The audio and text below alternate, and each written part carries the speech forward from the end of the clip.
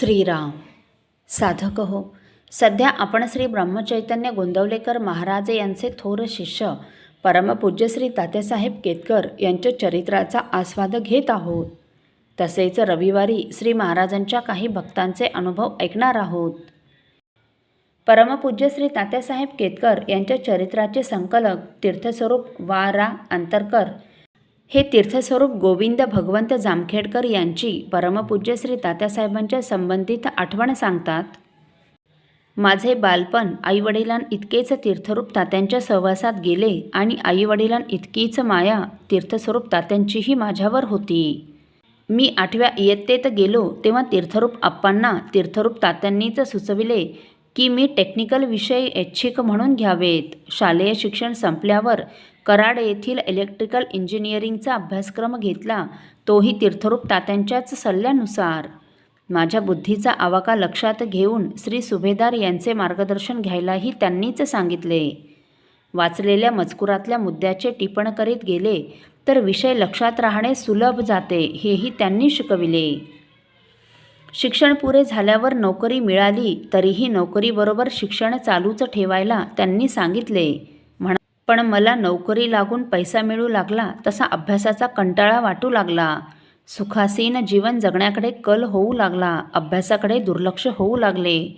अखेर एक दिवस त्यांच्या कृपेनेच मन खडबडून जागे झाले आणि चिकाटीने अभ्यासाला लागलो. त्याला अर्थात काही वर्षे लागली, पण त्यानंतर बढतीचा मार्ग मोकळा झाला. सारी त्यांचीच कृपा.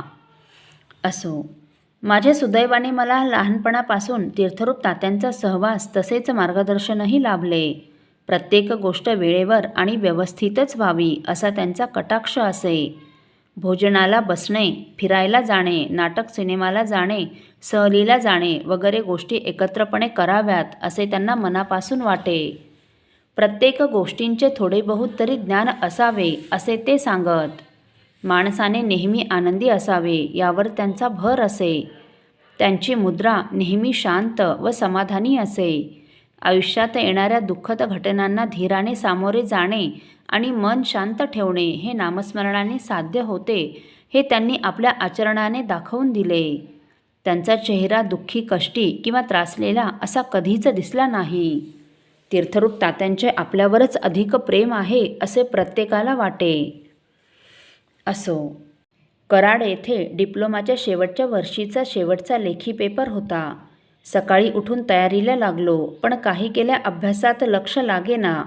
आज पेपर संपल्याबरोबर गोंदवल्यास जावे असे सारखे वाटू लागले. मी माझ्या मावस बंधूंकडे राहत होतो. त्यांना मी तसे म्हटले, पण त्यांनी सुचविले की 2च दिवसांनी तुझी प्रॅक्टिकलची परीक्षा सुरू होते आहे, ती पुरी करूनच जा.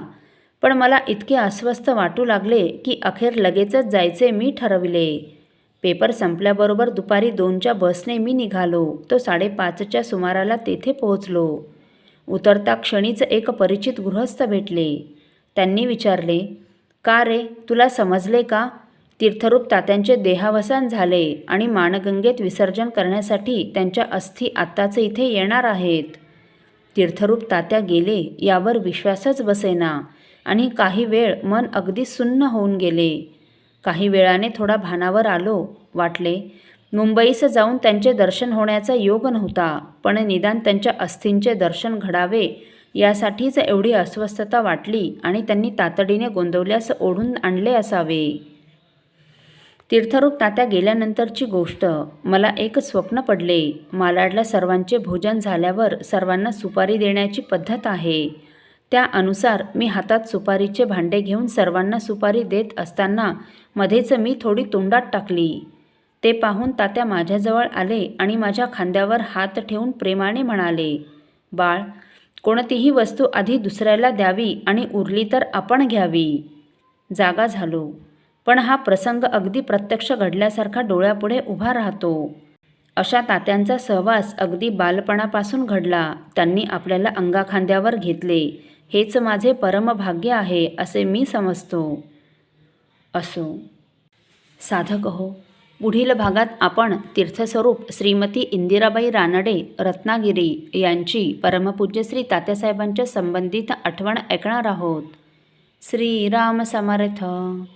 आपल्यातील कोणा श्रींच्या भक्तांना श्रींचे काही अनुभव आले असतील तर कृपया आपण मला ते 9422843253 अथवा सुनील दादांच्या 9892608401 या व्हॉट्सअप नंबरवर कळवावेत अशी नम्र विनंती. श्रीराम समर्थ.